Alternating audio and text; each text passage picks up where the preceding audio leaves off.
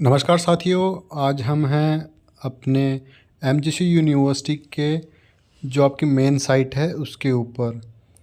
Main page है जिसके अंदर आपको डिफरेंट पैनल मिलते हैं और इसके अंदर आप डिफरेंट जो भी आपको करना होता है, रिज़ल्ट देखना होता है या रिवैल्यूएशन फॉर्म अप्लाई करना होता है या फिर आपको कोई फॉर्म अप्लाई करना होता है एग्ज़ामिनेशन का, और नीचे आपको नोटिफिकेशन देखने को मिलते हैं।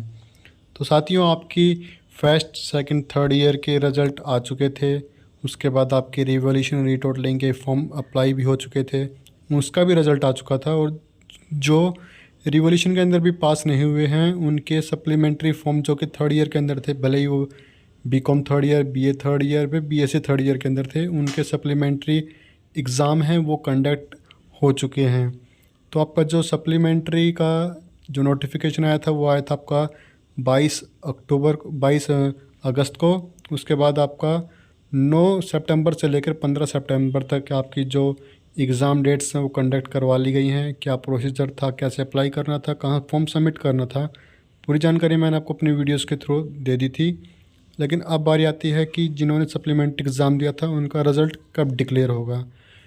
लेकिन उससे पहले हम बात कर लेते हैं कि कितने बच्चे यहाँ पर रिवॉल्यूशन के अंदर पास हुए थे। तो आप देख सकते हैं कि रिवॉल्यूशन का फॉर्म आपका इस पैनल से अप्लाई होता है, जो कि अब होना बंद हो चुका है। लेकिन अब पहले चलते हैं हम रिज़ल्ट वाले पैनल पे। यहाँ पे आपको अपना रिज़ल्ट देखने के लिए 2024 ईयर जो आपको सिलेक्ट करनी पड़ेगी। उसके बाद आपको यहाँ पर आपका रिज़ल्ट टाइप है जो कि आपका रहने वाला है मेन, रिवॉल्यूशन वाला या फिर रीटोटलिंग वाला। रीटोटलिंग के अंदर सिर्फ आपके जो टोटलिंग होती है वो दोबारा होती है। रिवॉल्यूशन के अंदर आपका फिर से मार्क्स दिए जाते हैं हर क्वेश्चन के, हर सेक्शन के। और सप्लीमेंट्री के अंदर आप जो थर्ड ईयर के लिए अप्लाई होता है ये आपका उसके अंदर फिर से री एग्ज़ाम कंडक्ट करवा लिया जाता है।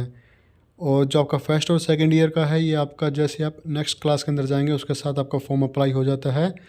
ये फिर आपका मान लीजिए आपका फर्स्ट ईयर के अंदर अगर आपकी कोई सप्ली थी तो वो आपका सेकंड ईयर एग्ज़ाम के साथ उसका कंडक्ट हो जाएगा। लेकिन अभी थर्ड ईयर की अगर बात की जाए तो यहाँ पर हम सेलेक्ट कर लेते हैं सप्लीमेंट्री का, देख लेते हैं कि रिज़ल्ट आए हैं या नहीं आए अभी। तो देख सकते हैं कि अभी आप यूजी के अभी नहीं आए हैं, बीएससी बीकॉम या फिर बीए के, और ना ही आपके किसी ऑनर्स क्लास के आए हैं। तो अभी हम यहाँ पे देख लेते हैं कि रिवॉल्यूशन के अंदर कितने मार्क्स बढ़कर आए हैं बच्चों के, और मेंस का भी हम उसको साथ में रिज़ल्ट देख लेंगे। तो सबसे पहले हम रिवॉल्यूशन के अंदर क्लिक करते हैं। जितने भी मैं विद्यार्थी बता देता हूँ कि आपके रीटोटलिंग के अंदर इतने मार्क्स बढ़ते नहीं हैं जितने आपके रिवॉल्यूशन के फॉर्म के अंदर बढ़ते हैं। तो हम यहाँ पर जो बीए के अंदर स्टूडेंट्स ज़्यादा रहते हैं तो हम यहाँ पे बीए के रिवॉल्यूशन रिज़ल्ट के बारे में बात कर लेते हैं।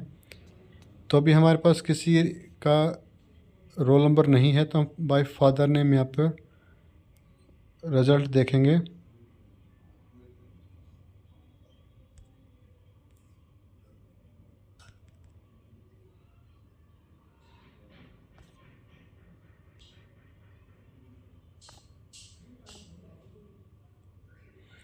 तो जिसका भी नाम ए से है या उसका फादर का नाम ए से है उसका यहाँ पे रिज़ल्ट आ चुका है। तो अर्जुन वर्मा का हम देख लेते हैं।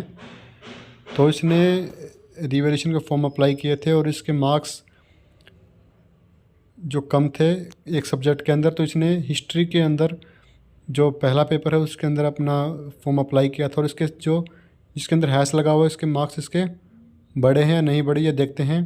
तो इसका जो मार्क्स हैं अभी हैं 63, और इसका जो रोल नंबर है हमारे पास है ये। और इसको हम चेक करते हैं इसका जो मेंस का रिज़ल्ट है। तो यहाँ पर हमें इसकी डिटेल्स फिल करनी पड़ेंगी। यहाँ पर हमने मेन सेलेक्ट कर लिया है और यूजी का इसका बीएससी बीए थर्ड ईयर का एग्ज़ाम है। तो जैसे हम प्रोसीड करते हैं यहाँ पर उसका जो डिटेल्स है वो मांगता है।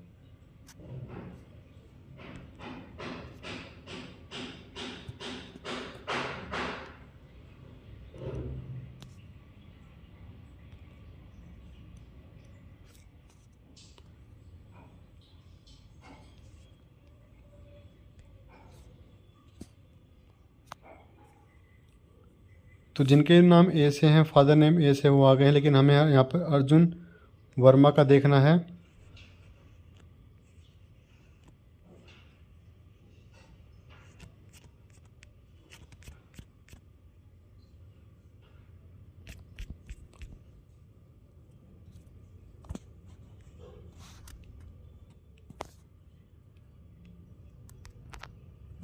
अर्जुन वर्मा। फादर नेम ए से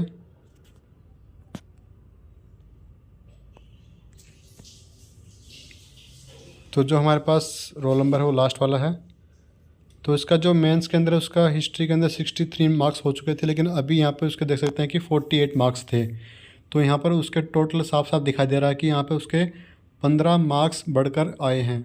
तो देखिए साथियों, बल्कि ये फेल नहीं था, लेकिन इसको लगता था कि इसके कम मार्क्स हैं, तो इसने रिवैल्यूएशन के फॉर्म अप्लाई कर दिए थे और इसको यहाँ पर 15 मार्क्स बढ़ के आए हैं, जिससे इसका जो रिज़ल्ट है वो काफ़ी हद तक सुधर गया है। इसको यहाँ पर 3-4% का यहाँ पे इजाफा हुआ है। तो साथियों, जो बच्चे अगर पास नहीं हुए थे उन्होंने सप्लीमेंट्री फॉर्म है वो अप्लाई कर दिए थे, उसके बाद अपने एग्ज़ाम भी दे दिया है। लेकिन अब बात करते हैं कि उनका जो रिज़ल्ट है वो कब डिक्लेयर होगा। तो बहुत जल्द आपका रिज़ल्ट है वो डिक्लेयर हो जाएगा। जो पिछली अगर बात की जाए तो वो आपका जनवरी तक रिलीज़ होता था, लेकिन अभी आपके जल्दी जल्दी यूनिवर्सिटी कंडक्ट करवा लेती है एग्ज़ाम वगैरह। तो आपका जो रिज़ल्ट है वो आपका रिलीज़ होने वाला है, अक्टूबर मंथ चल रहा है।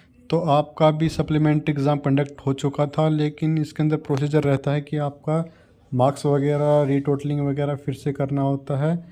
एक नए सिरे से आपका रिज़ल्ट डिक्लेयर होगा, तो इसके अंदर थोड़ा टाइम लगता है। तो आपका ये कंडक्ट हुआ था सितंबर में, तो आपका अक्टूबर लग जाएगा और अक्टूबर के बाद आपका नवंबर के लास्ट तक आपका रिज़ल्ट डिक्लेयर किया जाएगा।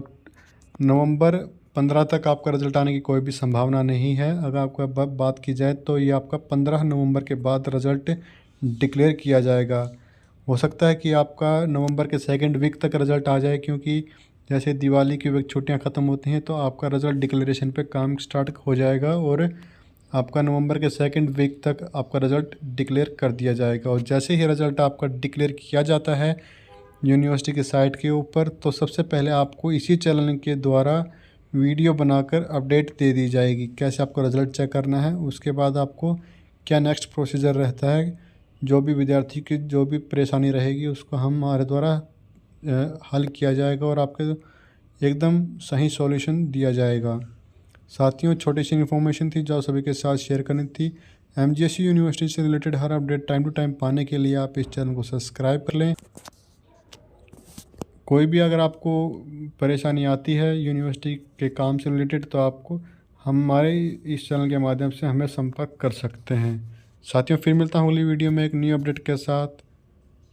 धन्यवाद।